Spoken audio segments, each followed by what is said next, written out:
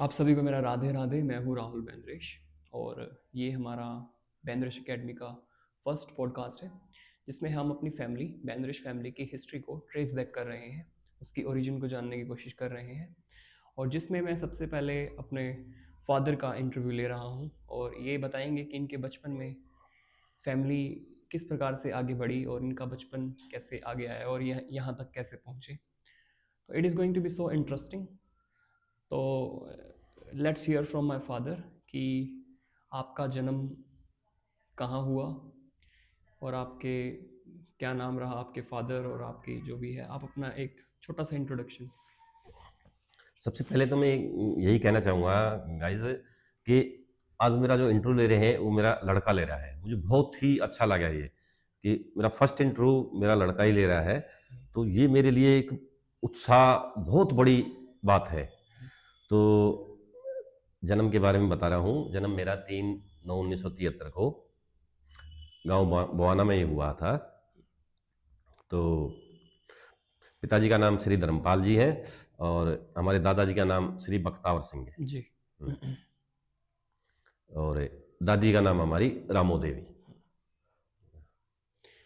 तो I am really happy कि मैं अपने फादर का इंटरव्यू ले रहा हूँ और ये मेरे लिए एक बहुत बड़ी बात है। मैं हमेशा से चाहता था कि मैं अपने परिवार की इतिहास को जान पाऊँ, अपने पिताजी के बारे में जान पाऊँ कि इनका बचपना कैसे रहा और मुझे जेन्युइनली वो इंटरेस्ट था। तो आज वो दिन आया है और I am really happy, I am happier than him और इनसे भी ज़्यादा मुझे खुशी हो रही है इनके बारे में जानने के लिए। तो let's start from your childhood. आपके बचपन से हम स्टार्ट करते हैं कि आपको जो अपने बचपन की जो लेटेस्ट मेमोरी याद है कि फर्स्ट मेमोरी, हर किसी बच्चे को अपनी फर्स्ट मेमोरी याद होती है। हम्म। वो हो सकती है 3 साल की, 4 साल की, 5 साल की उम्र की हो। तो हम्म। वो आपकी फर्स्ट मेमोरी क्या है? आपका बचपन का घर कैसा था और आपका जो बचपना है कैसे बीता? वो एक स्ट्रिक्ट चाइल्डहुड था, डिसिप्लिन था या हैप्पी था? किस प्रकार से वो था, आप उसको कैसे बताना चाहेंगे? तो बचपन का जो मेरा वो है वो ज़्यादातर तो मेरे मामा के यहाँ गुजरा है। जी। तो 2 महीने की छुट्टियाँ होती थी, हम्म, उसमें मैं मामा के यहाँ जाता था। ठीक। तो मैं मामा के यहाँ गया हुआ था, तो अचानक कोई डेथ हो जाती है मेरे ताऊ की, तो ज्ञानीराम जी की। जी। तो वहाँ से फिर मैं आता हूँ। किसके साथ आता हूँ ये तो मुझे नहीं पता, लेकिन फिर मैं घर पे जैसे ही आता हूँ, थोड़ी मुझे भूख लग रही थी या क्या था, तो मैं पता से मांग लिए मैंने खाने के लिए। मीठा मैं खाता हूँ। तो उसके बाद थोड़ा सा पता नहीं क्या हुआ, एक अलग सी फीलिंग सी, अलग सा, अब तो मैं फीलिंग कह दूंगा, लेकिन उस समय को एक ऐसा समय देखा मैंने कि ऐसा नहीं होना चाहिए था। वो क्यों क्यों हुआ क्या नहीं वो मैं नहीं जानता। बस इसके बाद फिर जीवन आगे चला। राइट। तो अ, पहली मेमोरी आपकी वो है कि पहली आपके मेरी मेरी मेमोरी वही ताऊ है। जी की डेथ हाँ, हुई थी साउथ की, और बिल्कुल। आप घर पे आए थे। हाँ, वो मेरी ठीक है। पहली मेमोरी है। ठीक है। हाँ। तो आपका जो घर था जिसमें आप पैदा हुए और आप बड़े हुए, हम्म। उस घर को आप थोड़ा सा बताइए वो कैसा था और उस घर में कौन कौन लोग आपके साथ रहते थे और घर का डेली नॉर्मल जो रूटीन दिनचर्या होती थी वो किस प्रकार की होती थी? तो दिनचर्या में तो ये था, पापा ड्यूटी जाते थे जी। और मैं घर का सारा काम करता था। ठीक।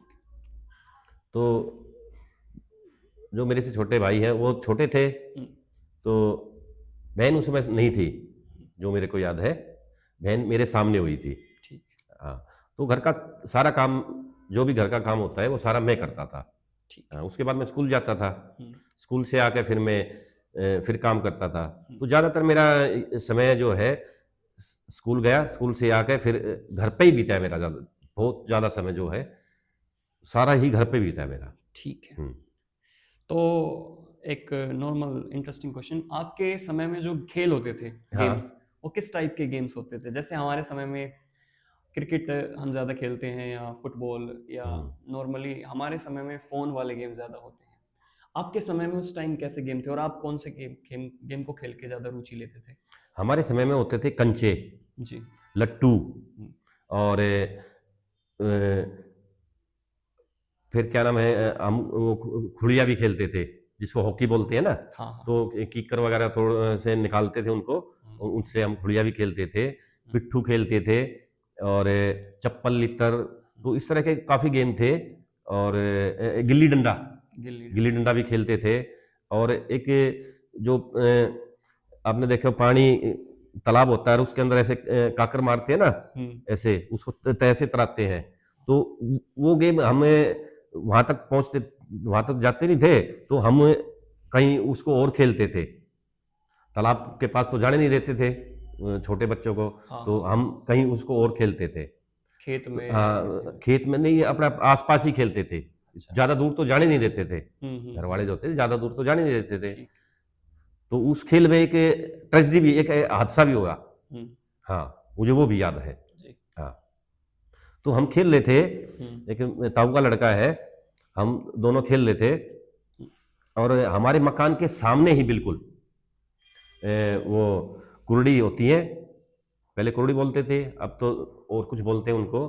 कुर्डी, आप बताइए थोड़ा, कुर्डी क्या कुरडी होती है? जैसे उसमें गोबर वगैरह डाल देते ना, या घर का कूड़ा, हम्म। घर का कूड़ा है, राख है, पहले चूल्हे जलते थे, जी। चूल्हे की राख हुई, हम्म। गाय भैंस रखते थे लोग, जी जी। उनका जो गोबर होता था उसको वहां डाल देते थे। ठीक। तो इस तरह की जो पन्नी वगैरह ये वो इस तरह का तो कोई रोल होता ही नहीं था, तो कागज वगैरह होते थे, वो सब उसके अंदर डाल देते थे, तो वो उसमें डिकम्पोज एक हो जाता। डिकम्पोज होता है, एक तरह से खाद बन जाता था। ठीक ठीक। ठीक है, तो हम उस पर खेल रहे थे, राइट। तो वहां थी राख उस कुड़ी के ऊपर, जी।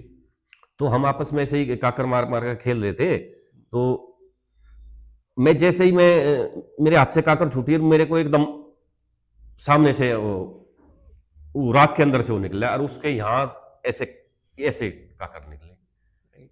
ऐसे कट लगा उसको, खूनम खून खूनम खून। तो वो आपसे अनजाने में वो ये बिल्कुल चीज अनजाने में हुआ। हुआ था, बिल्कुल। हम दोनों भाई दोनों आराम से खेल रहे थे, बिल्कुल अनजाने में। लेकिन उसका भी खामियाजा मुझे बहुत भुगतना पड़ा, बहुत सुनना पड़ा मुझे उसके लिए, बहुत ही सुनना पड़ा। ठीक है, देखो मैं उनको गलत नहीं मानता, उसमें वो गलती थी, लेकिन बचपन था वो हमारा।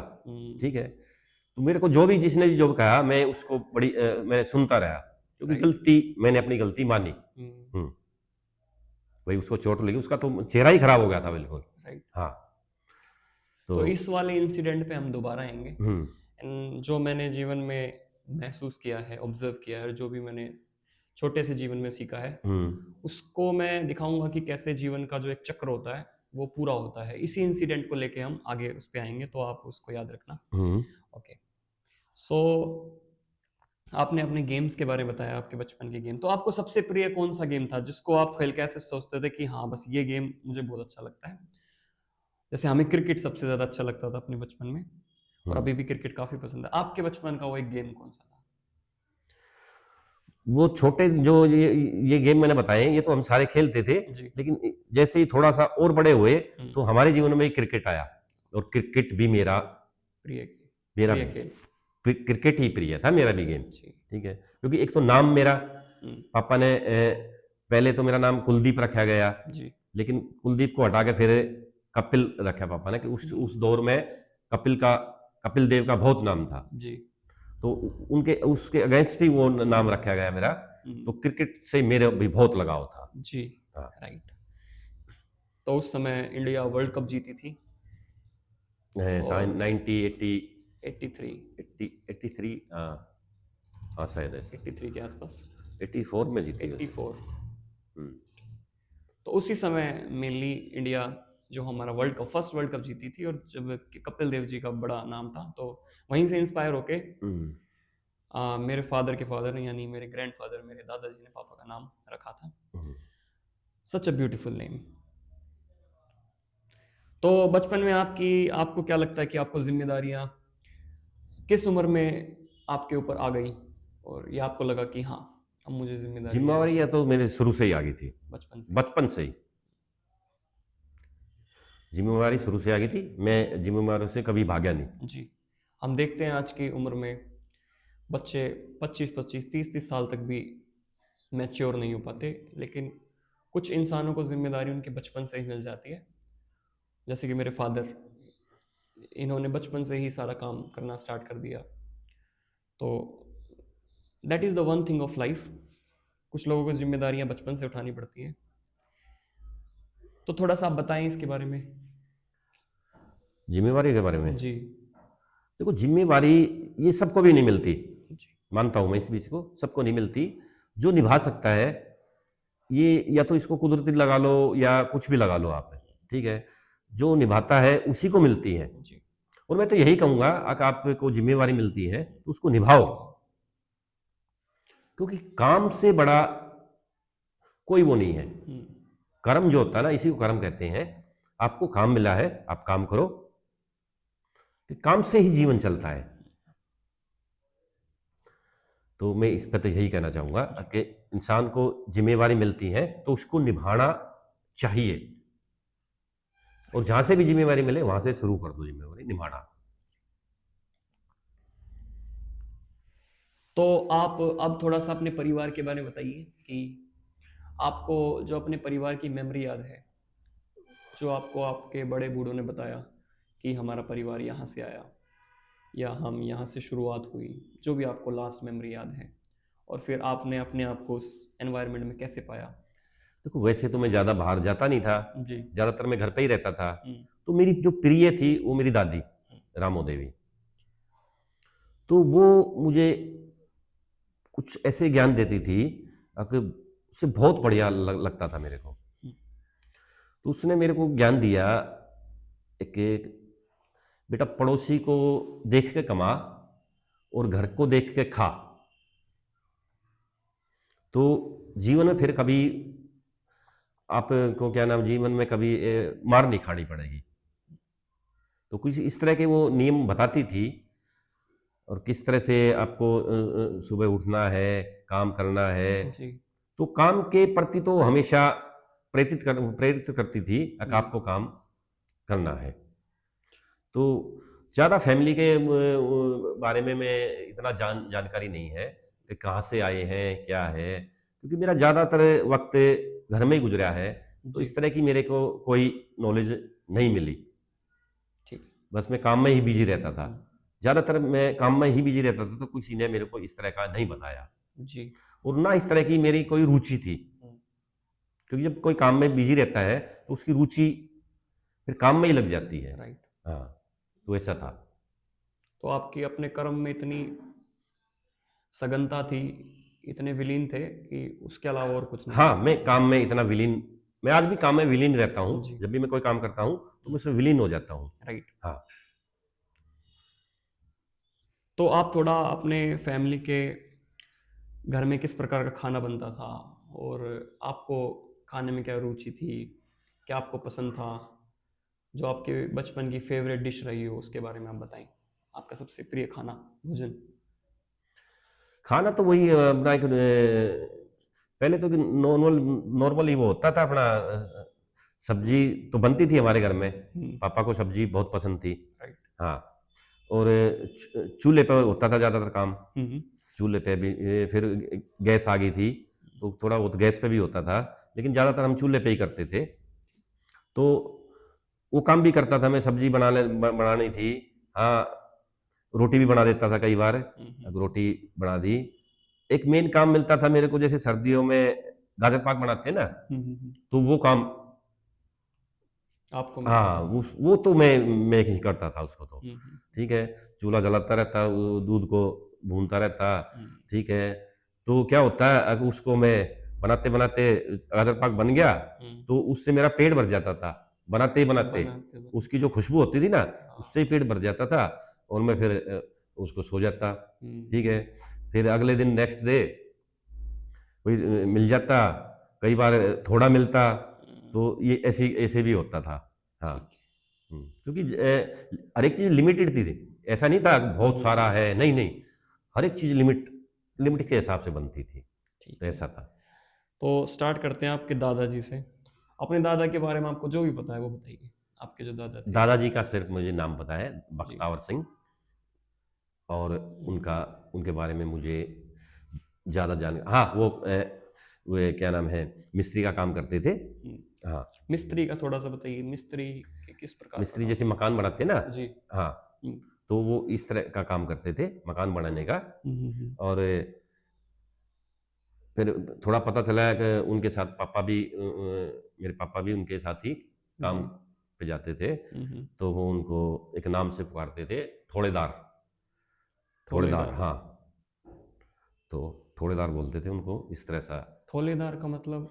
एक घर में एक क्या होता है कि जैसे वो भी काम काम करने में जी। बड़े ही अच्छे थे काम करने में।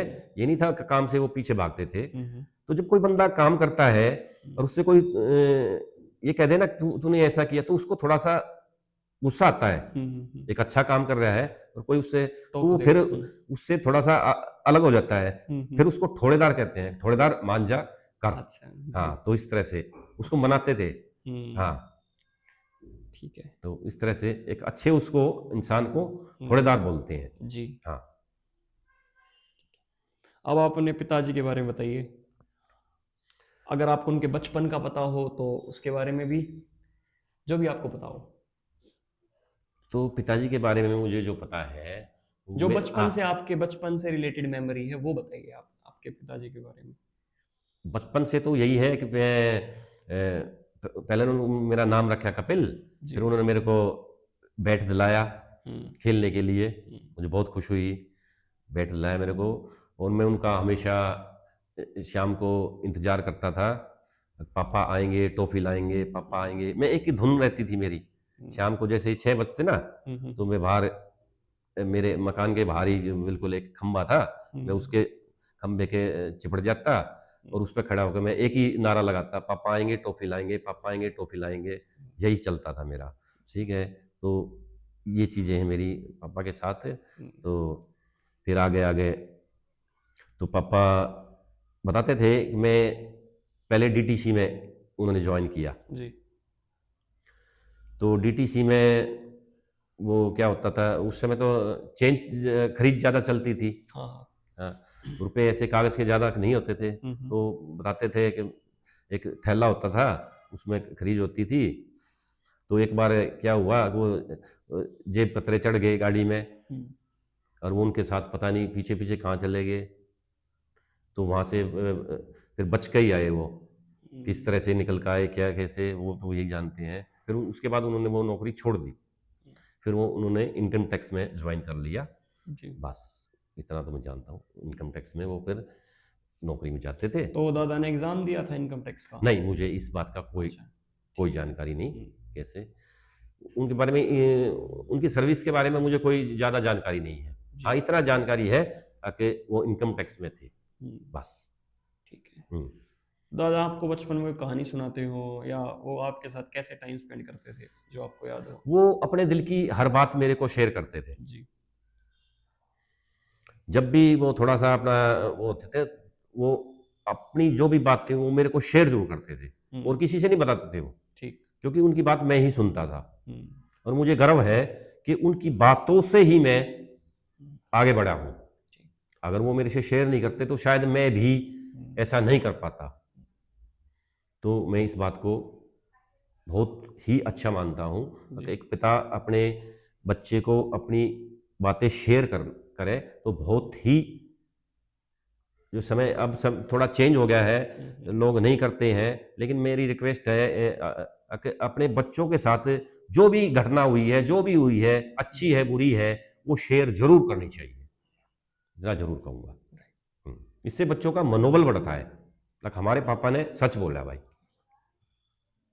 और वही बात कहीं बाहर से पता चले तो फिर बच्चों का मनोबल टूटता है। हम्म। पापा ने मेरे से क्यों छुपाया ये बात। हम्म। इससे बड़ा ही आजकल ये बहुत ज्यादा चल रहा है। नेगेटिव कह देते हैं हम, बच्चों में नेगेटिव चीजें आ जाती हैं। जी। तो उसका कारण भी तो हम ही होते हैं। जब बच्चे को बाहर से पता चलेगा मेरे पापा ने तो इतनी इतनी ऐसे ऐसे गलत काम कर रखे हैं या अच्छे कर रखे हैं, या जो भी है, उसको बाहर से जब मिलता है ना, तो वहां से वो बच्चे में फिर थोड़ी सी नेगेटिव फीलिंग आती है। ठीक है। हम्म। तो ये एपिसोड जो होगा, मैं आपको पहले ही बता देता हूँ, हम्म। ये one of the best episode of parenting episode, क्योंकि मेरे फादर खुद ही इस टॉपिक में सबसे बेस्ट हैं। अगर मैं किसी ऐसे इंसान को जानता हूँ जो पेरेंटिंग के मामले में सबसे बेस्ट है, तो वो मेरे फादर हैं। तो कोई और टॉपिक हो ना हो, but he is a great father. इस बात को कोई नहीं मना कर सकता। और ये मैंने अपने खुद के एक्सपीरियंस से बताया। अगर मैं किसी और को देखूं पूरी ही दुनिया में कितने भी महान लोग हैं, but he has been the greatest parent that has ever exist. और इन्होंने बताया कि इन्होंने वो इंस्पिरेशन अपने फादर से ली, और उसमें एक पॉइंट इन्होंने जो शेयर किया वो बहुत ज़रूरी है कि हमें अपने बच्चों के साथ अपनी फीलिंग्स को शेयर करना चाहिए, चाहे वो कितनी भी बुरी हो, कैसे भी हो, but we should share every story with them. तो ये एक लेसन आपको लेना चाहिए। But I am gonna ask him more questions, और भी ज़्यादा इंटरेस्टिंग क्वेश्चन, जिससे हमें बहुत कुछ सीखने को मिल सकता है, खासकर आगे आने वाली पीढ़ी को, कि इस इंसान ने कैसे अपने जीवन को जिया। आगे आने वाली पीढ़ी के लिए ये बहुत बड़ी इंस्पिरेशन बनने वाला है। ठीक है, तो अब अपने थोड़ा सा अपनी माता जी के बारे में बताइए। अपने फादर के बारे में बताया, बचपन का जो भी मेमोरी थी। अब अपनी मम्मी के बारे में आप बताइए। मम्मी के बारे में, मम्मी तो जैसे मैं सिलाई करता था, जी। उनके साथ सारे काम उसी के साथ होते थे, घर में रहता था। तो जो एक मैं काम करता था, उसकी वो मतलब जो तारीफ होनी चाहिए वो मुझे नहीं मिली। उससे मैं थोड़ा सा मायूस हो जाता था। जी। जो एक बच्चा काम करता है, हम्म। उस चीज़ को मैं आज भी नहीं समझ पाया ऐसा कि ये क्यों? क्या चीज़ है। लेकिन मैं उन चीज़ों से ज़्यादा क्या कहते हैं, भयभीत या ज़्यादा मायूस, इस तरह से ज़्यादा मैंने अपने दिल पे नहीं लिया। फिर भी मैं अपने काम में ही घुसा रहता था, लगा रहता था, क्योंकि मुझे जैसे दादी ने बता दिया था कर्म ही काम ही कर्म है। तो मैं वहां से आगे बढ़ता गया, मैंने फिर किसी की नहीं सुनी। मैंने सिर्फ अपने काम में ध्यान रखा। भाई समय है ये, कहीं से प्यार ज्यादा मिल जाता है, कहीं से कम मिलता है, ठीक है। तो मैं फिर भी ये नहीं कहूंगा अगर उन्होंने गलत किया, नहीं, वो एक समय था, उन्होंने जो किया वो समय के साथ अच्छा ही मानता हूं मैं, ठीक है। वो ऐसा नहीं करती तो शायद मैं ये काम आगे ना बढ़ा पाता। जी। कई बार ऐसा होता है कि इंसान के साथ नेगेटिव होता रहता है, तो फिर वो मायूस हो जाता है, वो उसको छोड़ देता है। फिर तो यार मेरे साथ सारा नेगेटिव हो रहा है और मैं कर रहा हूं। नहीं, हमें नेगेटिव चीजों से भी हिम्मत मिलती है। मैं तो यही कहता हूं जी कि नेगेटिव चीजों से भी हमें हिम्मत निकालनी चाहिए।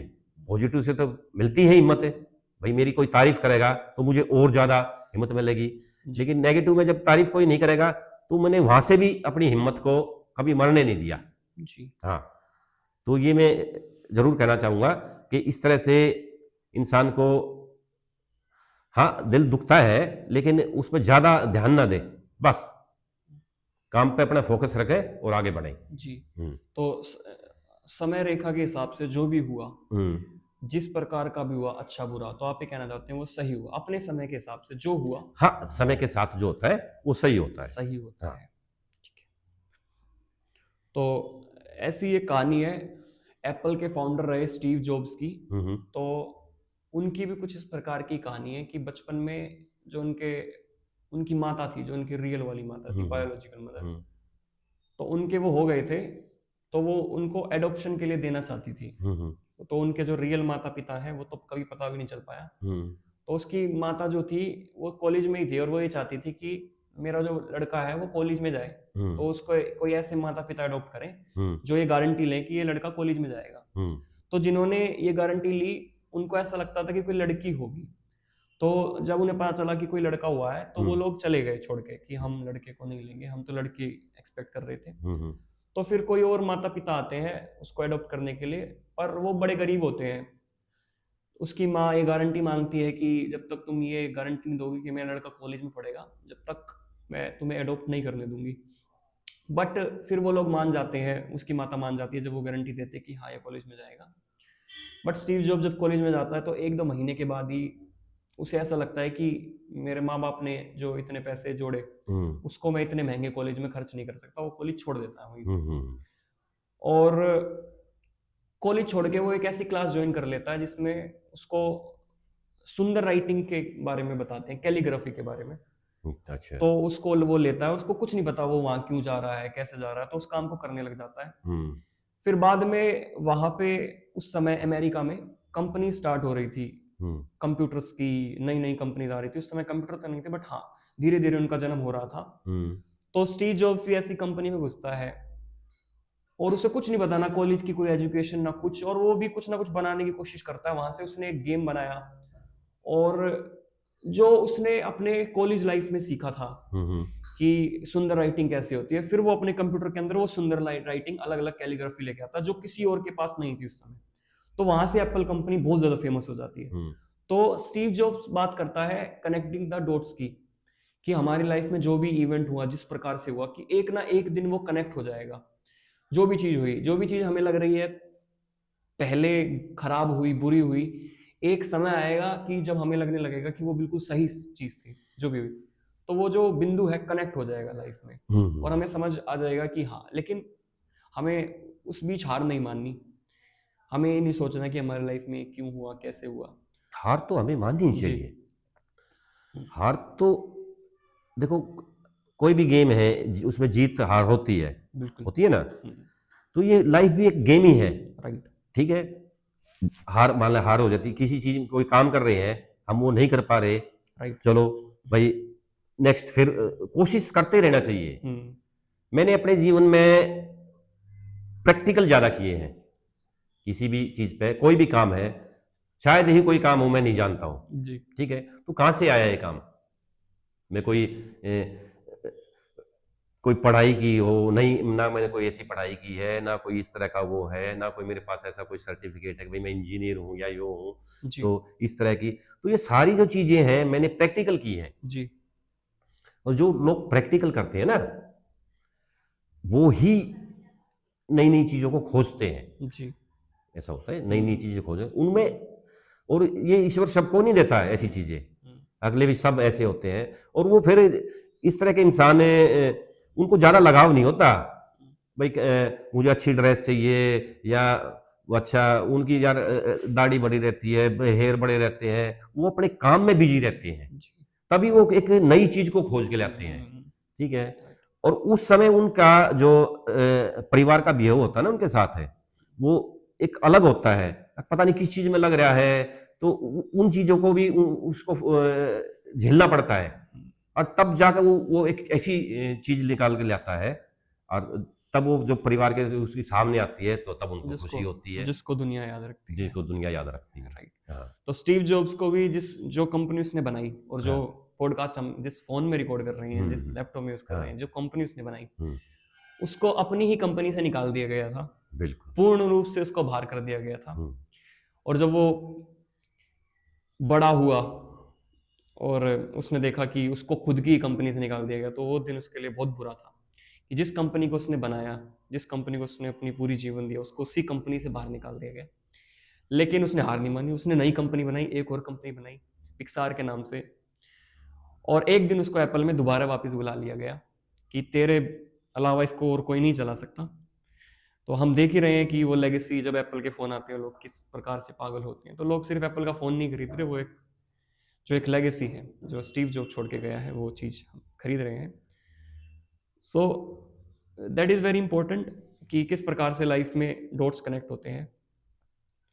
तो अब हम अपने फादर से उनकी एजुकेशन के बारे में जानेंगे कि आपका स्कूल किस प्रकार से रहा, स्कूलिंग किस प्रकार से हुई, और परिवार की सबसे इंपॉर्टेंट कि परिवार की तरफ से किस प्रकार का माहौल था, किस प्रकार का इंसेंटिव्स थे, कि वो आपको क्या बोलते थे कि पढ़ना चाहिए, या ज़्यादा कोई इंटरेस्ट नहीं था, या किस प्रकार से क्या माहौल था। दरअसल क्या होता था कि एक कई चीजें होती है, जैसे बच्चा बुक लेके बैठा है और वो पढ़ रहा है, जी। तो माँ बाप को लगेगा कि ये पढ़ रहा है। कई बच्चे ऐसे होते हैं अब वो चलते चलते भी पढ़ लेते हैं, राइट। थोड़ा सा ध्यान लगाएंगे, थोड़ी ही देर के लिए पढ़ लेंगे। तो मैं एक्चुअली में क्या होता था, मैं जो सर ने बोर्ड पे सिखाया है, मैं जितनी देर भी स्कूल में बैठता था तो मैं बड़े ध्यान से बैठता था। ये नहीं है कि फिर मैं कहीं वो हूँ, मैंने जो उन्होंने जो सिखाया मैंने उसको कैच कर लिया। तो कैच करने की जो ताकत है ना, वो मेरी बहुत जबरदस्त है, किसी भी चीज को कैच करना। तो जो भी वो सिखा देते थे तो घर पे ज्यादातर मैं नहीं पढ़ पाता था, तो उनको लगता था ये पढ़ता पढ़ता नहीं, लेकिन वे अच्छे मार्क्स आते थे मेरे। 10th मैंने टॉप किया। जी। स्कूल के बोर्ड पे मेरा नाम लिखा हुआ ऊपर, कपिल बंद्राश्य, जबकि मैं उसके बाद फिर मैंने काम ये इलेक्ट्रॉनिक्स का लोगों के घर में करने जाता था, तो बहुत सी लेडीज तो आज भी कहती है कपिल तू पढ़ लेता, तेरा नाम टॉप पे लिखा हुआ था। तो वो वहां पे मेरे को नहीं समझ पाए कि भाई ये पढ़ तो रहा है लेकिन पूरा सपोर्ट नहीं मिला मेरे को। हाँ, पढ़ाई में नहीं मिला। ठीक तो उससे भी मुझे कोई वो नहीं है, क्योंकि हो सकता है मैं पढ़ के शायद ये चीजें ना कर पाऊं। मैं किसी चीज से मतलब दुखी नहीं हूं। राइट। भाई मैं पढ़ नहीं पाया तो मैं इस चीज से दुखी हूं, नहीं।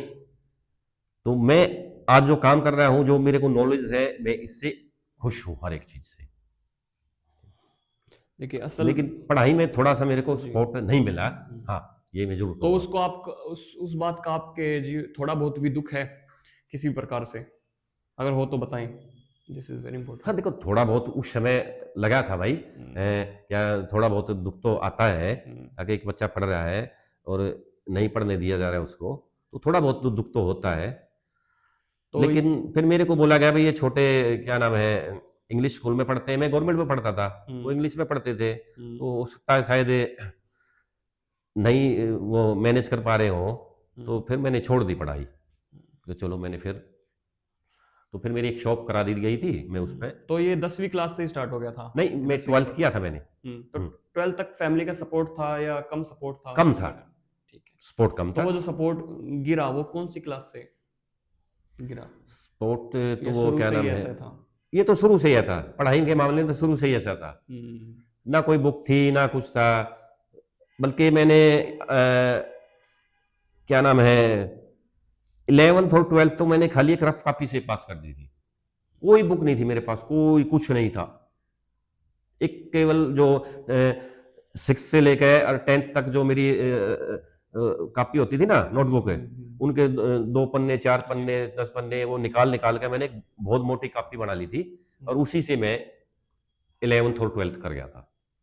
वो भी मैंने अच्छी उससे की थी। और फिर पापा ने मेरे को कॉलेज के लिए बोला, अब भाई अब तू आगे कॉलेज जाएगा। तो मैं इतना शायद मैं अपनी लाइफ में कभी खुश नहीं हुआ हूं जितना उस दिन मैं खुश था जी। कॉलेज के लिए, क्योंकि मैं देखना चाहता था कॉलेज में कैसे जाते हैं बच्चे, कैसे, क्योंकि हम जब बस में सफर करते थे, स्कूल में जाते थे 11वीं 12वीं में, तो कॉलेज के बच्चों को देखता था मैं, वो किस तरह से गेट में खड़े हो जाते थे, या डीटी की गाड़ी होती थी बोनट पे बैठ जाते थे, या ड्राइवर से बातें कर रहे थे, तो हमें बड़ा अजीब सा लगता था। हम तो नहीं कर पाते थे ऐसा, वो करते थे। तो मैं भी कॉलेज जाऊंगा, मेरे अंदर ऐसा रहता था। लेकिन पापा ने कहा भाई कॉलेज जाएगा, अचानक पता नहीं क्या हुआ, और मेरा सारा ही सपना फिर टूट गया। तो दादा ने मना फाइनेंशियल रीजन की वजह से कर दिया, या आपको क्या लगता है क्या और रीजन रहे? हाँ, मेरे को यही बोला भाई फाइनेंस नहीं कर पा रहे हैं, इनको नहीं पढ़ा पा रहे हैं, ठीक है, इनकी फीस बहुत ज्यादा है। तो फिर मैं ज्यादा इतना वो भी नहीं केयर करता, जो उन्होंने बोल दिया वो बोल दिया, वो फाइनल था जी। मैंने उनसे पूछा ही नहीं ऐसा आके क्या वो मैं तो एक वो दरअसल वो मेरे को समझाने में एक लंबी वो नहीं, जैसे लंबी कोई कथा सुनाते हैं इस तरह से नहीं होता था हमारा, वो हिंट देते थे मेरे को बस। उन्होंने मेरे को हिंट दिया, मैंने उनका हिंट ले लिया और मैंने छोड़ दिया जी। इस बात में मैंने कोई बहस नहीं की, कोई कुछ नहीं किया, बस। तो मैं उनके हिंट मानता था। और मैं ये चीजें कहना चाहूंगा, अगर बच्चे अपने माँ बाप का हिंट पकड़ लेना जी, तो वो ज्यादा सक्सेस होते हैं। अब वो उसके पीछे में उसकी पूरी कथा सुनाएगा तो बेचारा फिर कथा भी नहीं सुना पाता, ठीक है।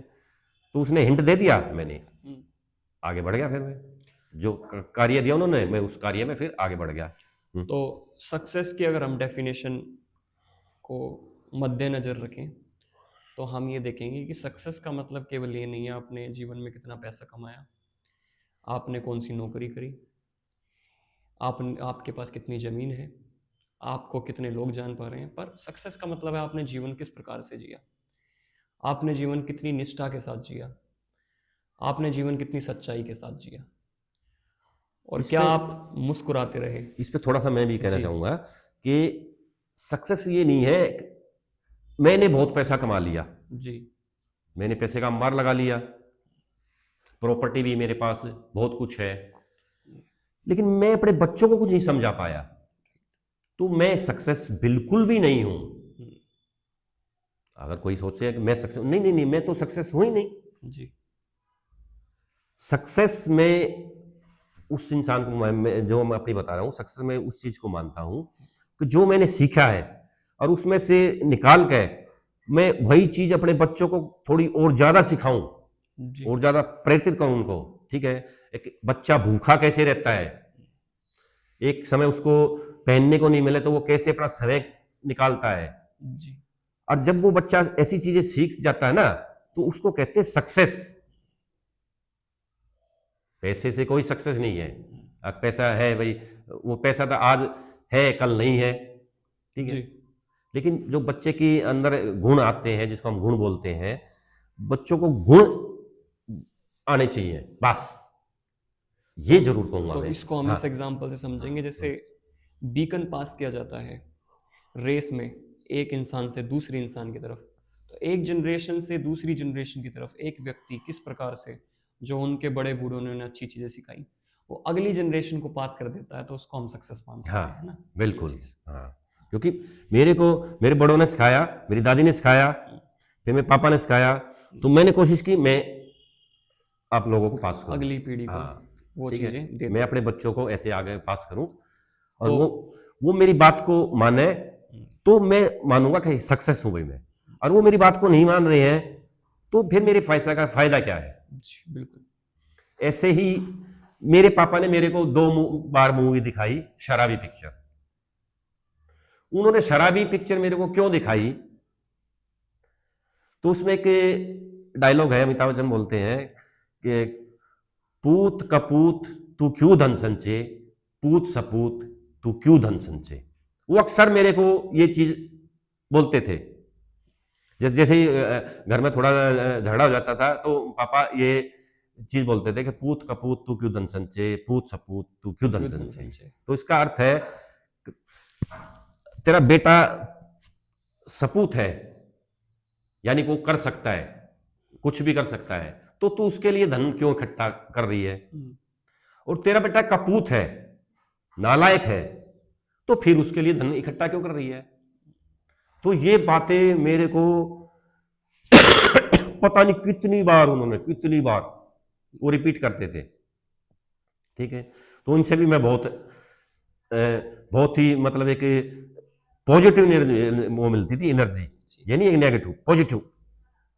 और मैं आज भी सोचता हूं कि उन्होंने 2 बार वही मूवी मेरे को क्यों दिखाई, उसके अलावा कोई मूवी नहीं दिखाई, वही मूवी मेरे को जी। दिखाई। हाँ, ऐसा होता था। तो आप बताइए, अभी हम आपके बचपन में ही हैं, अभी हम आगे नहीं बढ़े हैं, तो अपने टीचर के बारे में, स्कूल आप कैसे जाते थे, और फाइनेंसिस के बारे में तो आपने बताया हमें कि उस टाइम फाइनेंशियल स्थिति इतनी ठीक नहीं थी। तो स्कूल में 9th में मैं जाता था, जी। बाकनेर जाता था। तो नरेला से आगे बाकनेर होता है, तो 2 गाड़ी बदलनी पड़ती है हमने। तो इतना पास बनता था ऑल रोड थे, तो कई बार तो पास भी नहीं मिलता था मुझे, उसके भी पैसे नहीं मिलते थे, तो मैं थोड़ा सा मायूस रहता था उस चीज़ से भी, पास के भी पैसे नहीं मिलते हैं। तो एक बार तो मेरे को क्या नाम है, नरेला फाटक पे वो जो टीटी होते हैं, बोलते हैं जिनको, चेकर, जी। उन्होंने पकड़ लिया मेरे को। तो मेरे साथ मेरे ताऊ का लड़का भी था उसी गाड़ी में, वो शायद उस समय 6th या 7th में होगा, मैं 9th क्लास में था। वो उतर के भाग गया, उनमें पकड़ लिया गया, मैं पकड़ लिया, कोई बात नहीं। तो उन्होंने मेरे को वो वैन होती है, रिकवरी वैन क्या बोलते हैं उनको, उसमें बैठा लिया अपना, मैं बैठा रहा जी, बैठा रहा।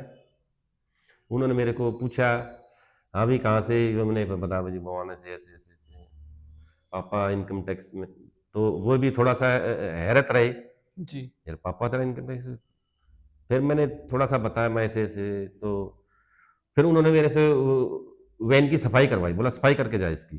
तो मैंने हम्म, उस वैन की सफाई कर दी। मुझे इस चीज से कोई वो नहीं है। उन्होंने मेरे को काम दिया एक, जी। बोला मैंने उनसे सब कुछ दिया, देखो आप कहीं भी चाहे मुझे जेल भेज दो, मुझे कोई दिक्कत नहीं है इस बात से। हम्म। मैं आपके बैठा हूं, मैं भाग नहीं रहा हूं। वो बोले तू सफाई कर देगा गाड़ी की? मैं कर दूंगा जी। मैंने उसकी गाड़ी की बिल्कुल चमका दी, उनकी गाड़ी, और फिर उन्होंने मेरे को छोड़ दिया। तो ऐसा ही फिर क्या नाम है, फिर मैं 10th में बोहाना में आ गया। तब गाड़ी से कोई वो था ही नहीं, वो तब तो पैदल का था। फिर 11th में पलाद पर चला गया, तो वहां भी एक दो बार मैं ऐसे ही फंस गया था। तो पास के तो पैसे नहीं मिलते थे कई बार। तो जैसे 2 महीने की छुट्टी के बाद पास अनिवार्य होता भी लेना, तो जी। नहीं बढ़ पाता था। हम्म, तो उसमें टाइम लग जाता था, फिर 2 महीने बाद मिलता या 3 महीने बाद मिलता। उस समय फ्री ही सफर होता था, कोई पैसा नहीं होता था मेरी जेब में। अगले ये जैसे आजकल बच्चों को पॉकेट मनी मिलता है, ये मिलता है सब कुछ, नहीं नहीं कुछ नहीं, कोई पॉकेट मनी कुछ नहीं देखा मैंने इस तरह का। तो ऐसे ही मेरे को पकड़ लिया फिर। तो मैंने वो पुरानी कहानी सुना दी 9th वाली उनको। हम्म, तो उन्होंने फिर दूसरी बार जब मेरे को पकड़ा, बोला भाई आज के बाद तेरे को नहीं पकड़ेंगे भाई, ठीक है। तो उन्होंने एक चीज पूछी थी मेरे से, अब तू वैसे तो नहीं घूमता कहीं? हम्म, मैंने उनसे, देखो मैं कभी झूठ नहीं बोलता, मैंने उनसे ये कहा था कि देखो मैं स्कूल आता हूँ और मेरी ये पोजीशन है, ठीक है, बस। जी। तो उसके बाद वो बोले मैं हम आज के बाद तेरे को नहीं पकड़ेंगे भाई, ठीक है।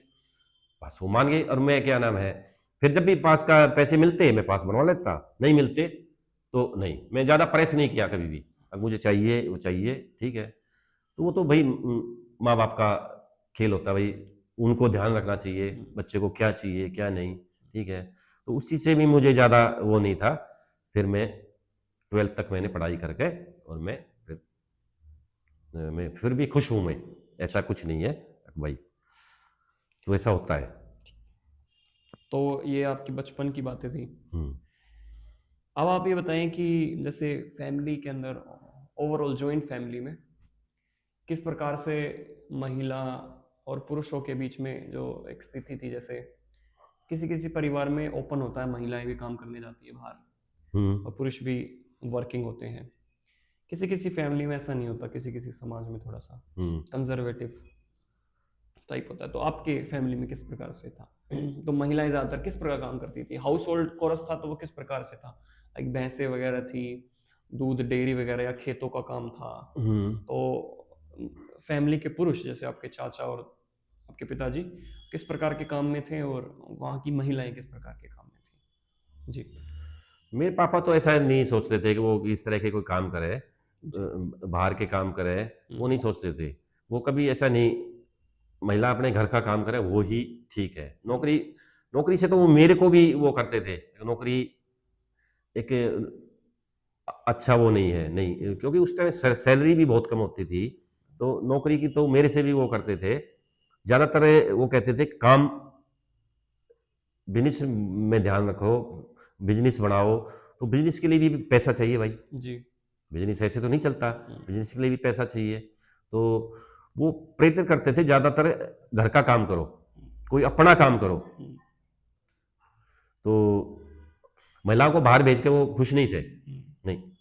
तो ऐसे ही फिर मैंने भी अपने जीवन में मैं अपनी घरवाली से नहीं बाहर काम करवाऊं, नहीं, मैं मुझे भी नहीं, मैं अपनी ऐसे जीवन साथी मिले कि भाई वो अपना घर पे ही काम करे, जी। कोई नौकरी वगैरह से हमें ऐसा नहीं था उस हम्म। समय। तो इसमें जैसे दो पॉइंट हो गए। एक हम्म। तो ये कि जानबूझ के रोका गया कि माइंड सेट ही ऐसा था कि महिला को काम नहीं करने देना, या प्रोटेक्टिव रूप में कि हम काम करेंगे, आप अपना घर पे रहो, इस प्रकार से जीवन को व्यतीत करो। नहीं, इसमें कोई इस तरह का वो नहीं था। जी। हाँ, अगर नौकरी मान ले, नौकरी वाली मिलती तो उसको भी निभाते, हम्म। इस तरह का कोई वो नहीं था। ठीक। हाँ, ये तो जैसा वो था वो समझाते थे भाई हम्म। इस तरह से। क्योंकि वो ज्यादातर सफर बसों में करते थे ना, तो हम्म। उनको शायद नहीं लगता था ऐसा, अच्छा हाँ। नहीं लगता था। हम्म। हाँ, कैसे भाई तो ठीक इसमें तो और मैं ज़्यादा नहीं कह पाऊँगा कुछ। हाँ, क्योंकि मैंने भी ज़्यादा इस तरह के ट्रैवल या सफ़र मैंने भी नहीं किए हैं, बाहर का जीवन मैंने भी नहीं देखा था। तो मैं भी फिर उसी में सीमित रह गया, अपने घर तक ही। ठीक है। तो वही बातें हैं। आपके अपने ताऊ जी से, ताई से, दादी से, दादा से और पूरी एक्सटेंडेड फैमिली से कैसे संबंध थे, और सबसे ज्यादा नजदीक आप किसके थे अपनी फैमिली को छोड़ के? सबसे ज़्यादा मैं अपनी दादी की से। दादी से, जैसे हाँ, आपने बताया कि हाँ, दादी के नजदीक सबसे ज्यादा, सबसे तो ज़्यादा। उसके बाद कौन? दादी से आपने अपनी बचपन की मेमोरी शेयर करी, हुँ। सारी चीजें, और दादी का भी आपकी तरफ सबसे ज्यादा हाँ, लगाव था। दादी ने मेरे को सब कुछ बता रखा है। दादी ने अपने बच्चों के बारे में, अपने जीवन के बारे में, उसने सब कुछ मेरे को बता रखा है। और मेरा तो वो जानती थी, ठीक है? मेरा तो वो सारा जानती थी, क्योंकि मैं उसी के साथ पला, हम्म। दादी के साथ।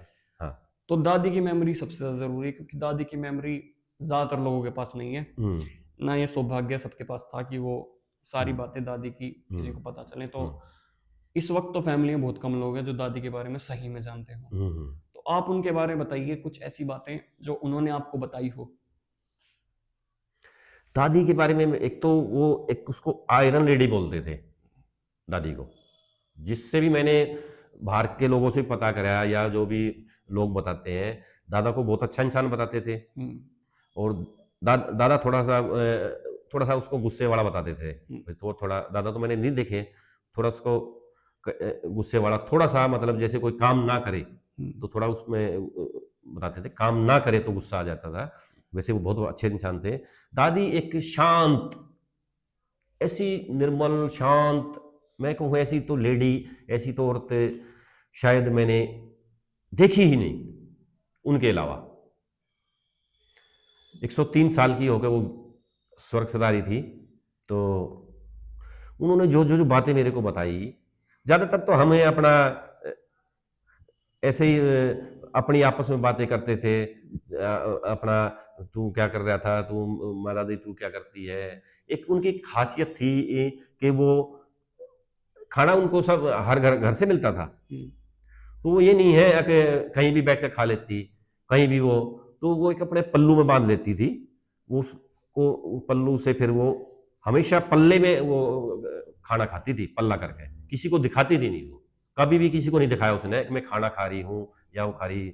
वो आखिरी समय में भी बादाम खाती थी, काजू खाती थी, चाहे उनको कैसे भी तोड़ के, कैसे भी। एक बार तो दादी वो ईंट ले रही और बैठी उसको तोड़ रही ऐसे।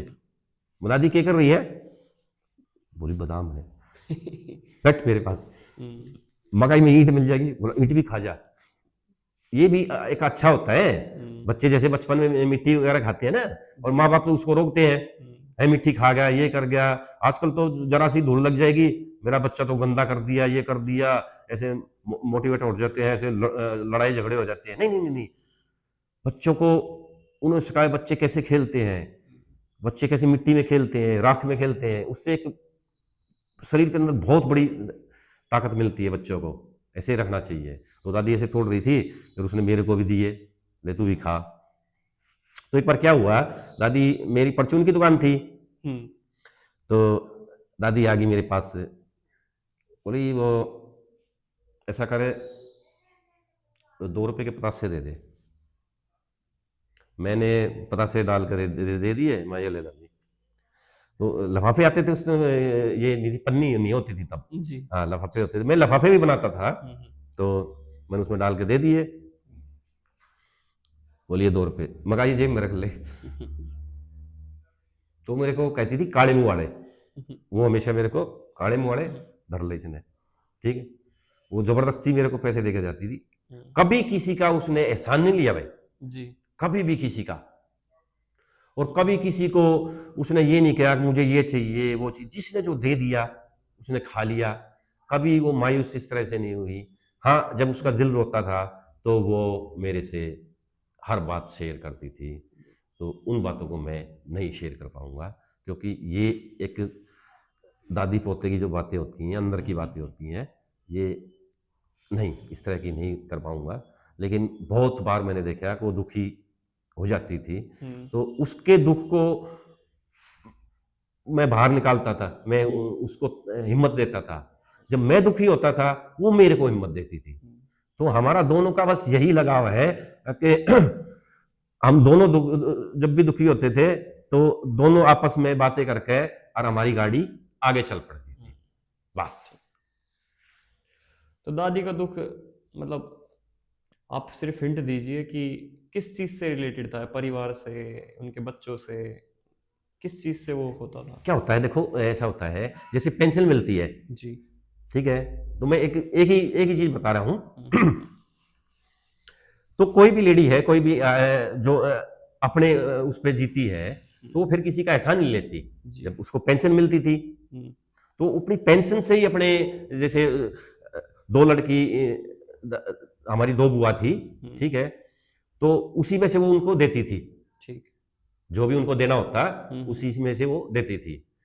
तो एक ये आपस में जो प्यार होता था ना, तो और जो एक इस तरह के लोग होते हैं, क्या बोलते हैं उनको, सेल्फ अपनी उस पे जो जीते हैं, किसी का वो नहीं सेल्फ इंडिपेंडेंट। हाँ, तो उसको बड़ा वो था जी, इस चीज में, तो कि वो सेल्फ इंडिपेंडेंट वुमन है। हाँ बिल्कुल सेल्फ वो थी, वुमेन का थी। हाँ, तो मैं, क्या नाम है, मैं ज्यादातर मैं दुकान 6 बजे खोल लेता था। परचून की दुकान थी ना, तो ज्यादातर मेरी 6 बजे दुकान खुल जाती थी। तो ये उस समय की बात है कि जब दुकान भी एक तरह से जीरो हो चुकी थी, उस दुकान में कुछ नहीं था, और मैं दुकान को इलेक्ट्रॉनिक्स की बनाने जा रहा था, क्योंकि मैं तब तक मैंने उसी दुकान से इलेक्ट्रॉनिक्स का काम सीख लिया था। बाहर से मैंने कुछ नहीं सीखा, उसी दुकान से मैंने सीख लिया था जी। तो मैं लगभग समय होगा 10:15 या 10 के आसपास, मतलब पूरा दिन नहीं, इतना समय होगा, मैं आया और दादी दुकान के पास बैठी और उनका चेहरा उतर गया। तो रात के, सुबह के? सुबह के। तो मैं आया, मैं दादी क्या बात है, तो वो थोड़ा सा उनका मूड खराब हो रहा था। बोले कुछ ना, बहुत लेट आया तू भी आज। तो मेरी तरफ भी गुस्सा था उनका, उधर उधर नहीं, मेरी तरफ भी गुस्सा था, और तू भी इतना लेट आया। दादी क्या हुआ, बता तो सही। नहीं बोली मेरे से भी। फिर मैंने अपनी दुकान खोल ली जी। वो मेरे देख रहा हूँ मेरे पास बैठी है, तो थोड़ा सा दूर, ठीक है, अपसेट थी। थोड़ी देर बाद आई मेरे पास, एक बात कहूँ, हाँ बोल दादी, सब सारी पेंशन लेने चलेगी, मैं रहेगी। मैंने उनको बैठाया, अब बता क्या हुआ। बोली मेरे को वादा कर दिया पेंशन दिलाने का, तेरे को उसमें ले जाएंगे, उसमें ले जाएंगे, गाड़ी में ले जाएंगे, उसके, अरे मैं छोड़ दी। मैंने फिर भी कहा दादी से, मगर हो सकता है अभी ना गया हो। बोली मैंने देख लिया उसको, अपनी गाड़ी लेकर निकल गया। ये बात उसने कही मेरे से। फिर मैं कहा तू किस बात की टेंशन ले रही है, पेंशन की, पेंशन मैं दिला दूंगा, तू मेरे से ले ले पेंशन। तो ऐसे तो उसके बच्चे भी कह देते थे अगर तू हमारे से ले ले, लेकिन वो सेल्फ अपनी बहन थी, तो अपना जो उसको लेके आना है। और ये खाली उस लेडी में नहीं, हर लेडी में होता है ऐसा। हाँ, जो मिलता है ना उससे, गवर्नमेंट की तरफ से जो मिलता है, तो वो उसको लेके आती है जी। ये हमें सोचना चाहिए। बहुत से लोग मान ले पैसे वाले होते हैं, वो कह देते हैं अगर नहीं, और हम उनको गलत मानते हैं इस चीज को, तू मेरे से ले लिए पैसे जी। नहीं, हम गलत हैं उस चीज में। वो उस चीज को लेके आएगी, भले उसको झगड़ा करना पड़े चाहे कुछ करना पड़े, जब उसको वो पैसे मिल जाएंगे ना, उससे वो बहुत खुश होती है जी। तो मैं बोला चल मैं लेके चलूंगा। बोले तू किस चीज पे लेके चला? मैं स्कूटर पे लेके चलूंगा। ठीक है। बोली मत तू मेरे को पकड़ के बैठ जाइए बस। हाँ, उम्र बड़ी थी उनकी, तो तू बस पकड़ के बैठ जाइए। बोली जा जल्दी करते। तो स्कूटर मेरा थोड़ा सा 500 मीटर दूर था, खड़ा रहता था घेर में, तो मैं स्कूटर लेके आया और मैंने दादी को बैठाया और मैं पोस्ट ऑफिस पहुंच गया। पेंसिल मिलती थी पोस्ट ऑफिस पे। अब पोस्ट ऑफिस पे मैं देखा उसकी जो सहेली, हम्म, वो भी मेरी दादी थी, जी। वो सारी पहुंच रही, हम्म, और उनकी लाइन, वे तो लाइन में बिल्कुल आगे जा रही, और वो लाइन इतनी लंबी लग रही, और दादी वहां मायूस होगी, वो और ज्यादा मायूस होगी, देख बेटा क्यों नंबर होगा, यहाँ तो बहुत लाइन लग रही, मैं तू रुक, तू रुक। तो पता नहीं क्या मतलब एक कुदरती चीज है या क्या है। आज कई बार मैं सोचता हूँ इस चीज को, तो फिर भी मैं हैरान रह जाता हूँ। मैं जैसे ही पोस्ट ऑफिस के अंदर घुसा, एक आवाज आई, कपिल। मैं भयभीत, पोस्ट ऑफिस के अंदर से आवाज। तो एक लड़का मेरे साथ क्रिकेट खेलता था, राजकुमार नाम उसका, बोला कपिल कैसे, मैं राजकुमार, तू हम्म, तू पोस्ट ऑफिस में है? बोला हाँ मैं पोस्ट ऑफिस में ही है, मैं यार ऐसे ऐसे दादी को लेके आया हूँ। और वो तो भाई बोला तू कि एक बार दादी का चेहरा दिखा दे और दादी को ले जा। मैंने दादी का चेहरा दिखाया, दादी, हमारी दादी, वो तू उसको दिखा, बोला दादी नमस्ते, भाई भाई जीता रहे, भाई जीता रहे, ठीक है। और मैं दादी के पास बैठ स्कूटर पे, बोला मगर पेंशन मिल गई तेरी। वो इतनी खुश हुई, इतनी खुश हुई। और वो उसकी सहेली जो थी ना, बोली कभी तो लेगा भाई, दिला गया भाई, कभी तो कर गया भाई काम है, कभी तो देख कभी। और फिर हम दुकान पर आ गए, उसने क्या मेरे को आशीष दी है, ये बेटा जीता रहे, ये बेटा है, तेरे बच्चे जीते रहे, ये वो कितना आशीर्वाद मुझे दिया, ठीक है। आजा, फिर हम ऐसे ही बातें करते रहे। तो राजकुमार ने मेरे को टाइम दे दिया था, भाई लंच के बाद तू आ जाइए, पेंशन ले जाइए। दादी तब तक मेरे पास बैठी रही, जी। कहीं नहीं गई वो, हम अपना बातें करते रहे। फिर बीच बीच में कहती टाइम तो देख ले। हाँ दादी पता मुझे, हाँ मैं ये तेरी पक्की है, हाँ ये मत सोचिए पर पैसे नहीं मिलेंगे। फिर भी वो मेरे को बातों बातों में बीच बीच में कह देती टाइम देख ले एक बार। हाँ।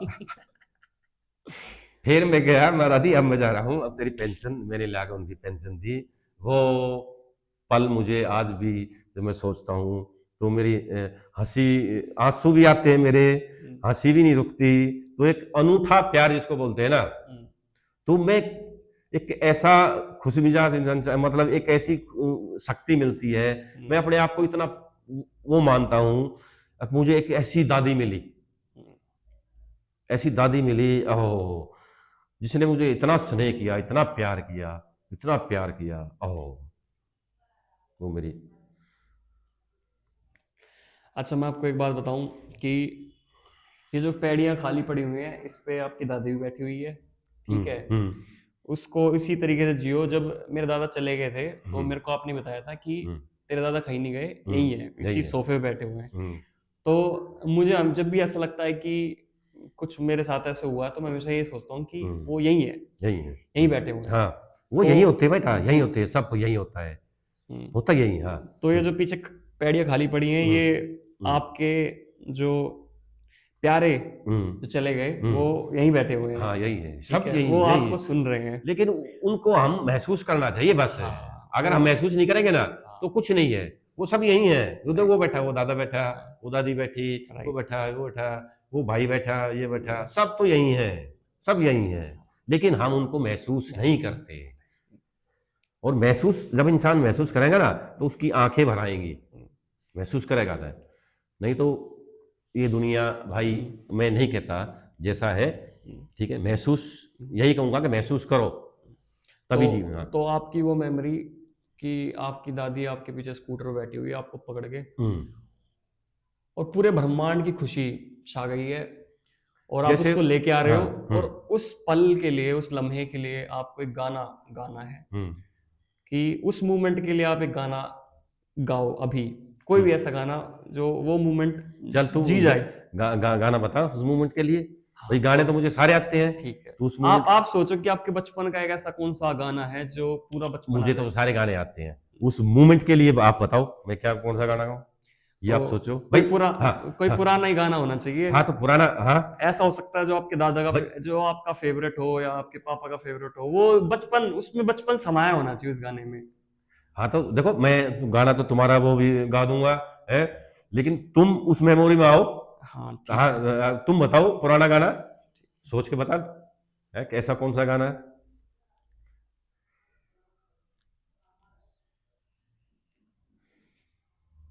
रुक जाना नहीं, या रुक जाना हाँ चलो ये सुना देता हूँ। नहीं, या फिर कोई ऐसा गाना जो आपके बचपन से जुड़ा हो, जो आपको बिल्कुल क्लिक हो उस मेमोरी से लेके। नहीं मैं तो ऐसे नहीं, मेरा तो कोई ऐसा वो नहीं है।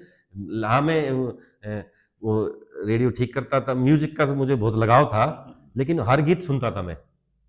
ऐसा कोई मतलब ऐसा कोई फेवरेट नहीं है मैं, लेकिन मेरे वो फेवरेट ही है, या मेरे बचपन से वो किसी से है।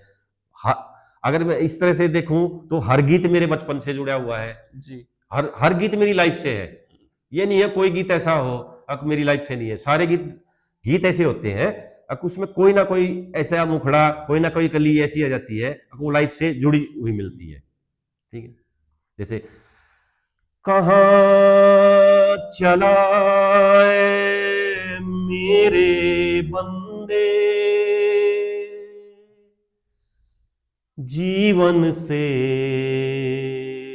तू भाग के, किसी एक टूटे दिल के कारण यूं सारी दुनिया त्याग के। यहां मैं कहना चाहूंगा कि बच्चे, बहुत से बच्चों को नहीं मिलता और या कुछ होता है तो मायूस हो जाते हैं, तो वो कोई भी गलत ट्रैक पे जाकर कुछ ऐसा करते हैं, तो उसके लिए ये गीत बहुत प्रेरित है कि ऐसे गीत उनको सुनने चाहिए। जी। तो इससे एक नई ऊर्जा मिलती है। तो आगे मैं बताता हूं। छोड़ दे सारी दुनिया किसी के लिए, ये मुनासिब नहीं आदमी के लिए, प्यार से भी जरूरी कई काम है, प्यार सब कुछ नहीं जिंदगी के लिए। तो इस गीत में हर एक चीज है। देखो प्यार भी जरूरी नहीं है कि जी। आप प्यार ही करते रहो, हर एक चीज जरूरी है जिंदगी के लिए। जी। हाँ। तो मैं आपको एक और गाना दूंगा। हाँ।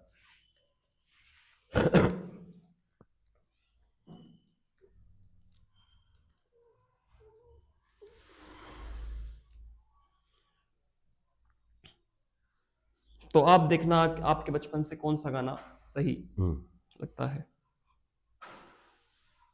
जिंदगी एक सफर है सुहाना, ये शाम मस्तानी, राफ्ता राफ्ता देखो, ओ साथी रे। तो इनमें से नहीं वो साथी तो ये हो जाता है कि वो तो खाली जैसे मेरा पार्टनर है उसके लिए हो गया ठीक वो है, ठीक है। साथी तो तो है राफ्ता राफ्ता देखो। ना। जिंदगी एक सफर है सुहाना, ठीक है। यहाँ कल क्या, ये भी मैंने बिल्कुल है कि मैंने नहीं देखा कल क्या होगा, कभी नहीं सोचा मैंने। राइट। मैंने अपने जीवन में यही है, आज मेरा आज ही है। ये शायद उसमें है मूवी, ये है आराधना फिल्म का है। जी। राजेश खन्ना पे इस गीत को फिल्माया था, गाया था किशोर दा ने।